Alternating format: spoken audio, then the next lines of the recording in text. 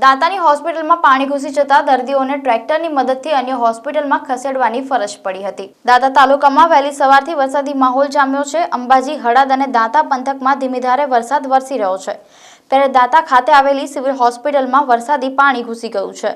હોસ્પિટલના અંદર સુધી પાણી આવતા સ્ટાફને તકલીફ પડી રહી છે। હોસ્પિટલના અંદર આવેલા અલગ અલગ રૂમો સુધી પાણી આવતા ભારે હાલાકીનો સામનો કરવો પડી રહ્યો છે। દર્દીઓને બેસવાની જગ્યાથી લઈને સ્ટાફને બેસવાની જગ્યાના નીચેના ભાગે પાણી આવી ગયું છે। દાંતા સિવિલ હોસ્પિટલના ખાડા વિસ્તારમાં આવેલું હોવાથી વરસાદી પાણી છેક અંદર સુધી આવી જાય છે, જેના કારણે ઓપીડી માટે આવતા દર્દીઓને અને ડોક્ટર સ્ટાફને તકલીફ પડી રહી છે।